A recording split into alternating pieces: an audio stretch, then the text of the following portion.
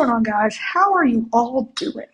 And today I have my way too early NFL picks and predictions. The first NFL video to come out. This is not power rankings. This is record predictions. Power rankings will probably either come out tomorrow or Wednesday. We're starting to get close to the NFL season, so the NFL content, which was on my old channel before it got deleted, will be coming to my main channel. So, here we go. In the NFC East, I have the Eagles going at 11-6, which grabs them in the number 4 seed. And then the Cowboys going 9-8 is actually enough for the number 7 seed, and they do squeak into the playoffs. The Commanders go 6-11 to get number 13, and the Giants go 5-12 to grab number 14. So there's got to be some losses because the AFC, man, is strong. Then in the North, the Vikings go 12-5, which is enough for the number 2 seed. The Packers go 11-6, which is the number 5 seed. The Lions go 8-9, which just misses the playoffs. So it's back with the 8 teams make the playoffs. The Lions would be a playoff team, but they are not in this situation. Then we have the Bears going 4-13. Once again, I don't think their roster says 4-13, but there's just so many good teams that somebody has to lose a lot, and the Bears are going to be that team. Then in the South, I have the Bucs going 12-5 to grab that number 3 seed. And number 3 seed is the number 3 seed. It's never, a bad thing to get the number 3 seed. It's not, the number 3 seed. I think people are going to have over expectations on the Bucs this year. They're going to say, oh, they got Tom Brady, they got Mike Evans, they got Christopher Godwin. They brought in Russell Gage, but no one on that team is getting younger. Everyone's getting older. I don't really think they're going to go much better than 12-5, and the AFC is tough. They just have a tough schedule, too. Then the Saints go 10-7 to get that number 6 seed. So you can see only one team goes 9-8, the Cowboys. 10-7 is what you need if you're going to get the number 6 seed. Then the Falcons go 8-9, and so do the Panthers for the 9 and 10 seeds, respectively. So as you can see, it's pretty tight between the Cowboys, the Falcons, the Panthers, the Lions. Those guys are all right there. And as well as the 49ers, who I'm missing in the number 11 spot. But the Rams get the number 1 seed at 14-3. Truly dominant. In fact, they have a 2-win advantage over second place, which was 12-5 in the Vikings. So now we have the 49ers. You go 8-9, as I already said. Number 11, the Cardinals also go 8-9. Kind of agree with Wyatt, where I left on this one. Not going to be that good, actually. And the Seahawks coming in 4th because they're 2-15, and they're really going to struggle. So that should be number 16, but for some reason I wrote down number 15. On to the AFC. In the North, starting with a spicy one. The Bengals go 11-6 with the number 4 seed. And the Ravens go 10-7 and miss the playoffs.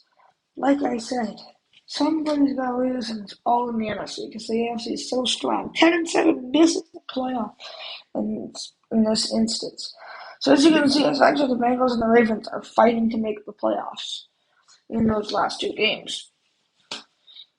Then we have the Browns Steelers both going 9-8. The Browns go 9-8 because they have a good enough roster, and the Steelers go 9-8 because it's impossible for them to have a losing record.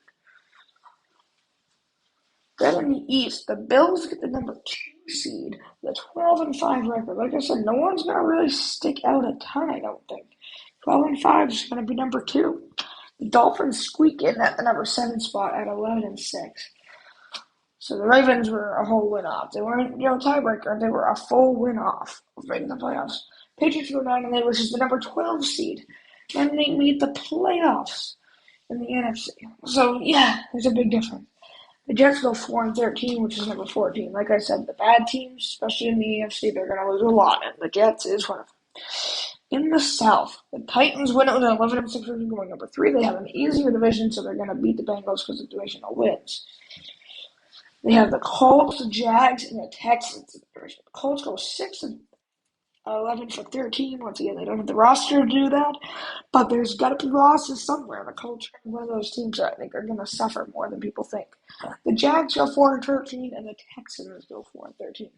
In the West, I see the spiciest one for last. The Raiders get top of the division, 13-4 for number 1 seed. The Chargers get number 5 seed with a 12-5 record. The Broncos get the number 6 seed with an 11-6 record. And then the Chiefs at 10-7 get number 8 and miss the playoffs. Crazy, right? Then in the Final Four, we have the Raiders and the Broncos. The Raiders get the playoff, but the Broncos end up taking down the 3-seeded Titans. Then we have the Bengals and the Bills. The Bengals got there by beating the number 5-seeded Chargers, who actually had a better record than them. And the Bills got there by beating the 7-seeded Dolphins in a divisional matchup. Then, in the final two, we have the Bills and the Raiders. The Bills take out the Bengals, and the Raiders take out the Broncos. Then, to the final two, we have the Bills and the Raiders, and the Bills end up taking that one. Then in the NFC, the final four is the Eagles and the Rams. The Eagles as the number 3 seed.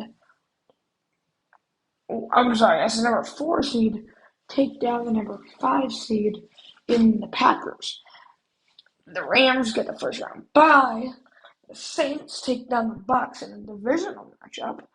And the Vikings, the number 2 seed, take down the number 7 seeded Dallas Cowboys. Then we have the Saints and the Vikings moving on to the Saints. Then in the final two, we have the Vikings and the Rams. The Vikings end up taking down the Saints, and the Rams end up taking down the Eagles. On to the Super Bowl is the Vikings. So we have the 2-seeded Vikings versus the 1-seeded Raiders. And the Vikings versus Raiders Super Bowl. First quarter, 10-7 Raiders. Second quarter, 13-10 Raiders. Third quarter, 20-17 Raiders. And in the end, the Raiders win 23-20 in a nail biter. Anyways, thank you guys so much for watching.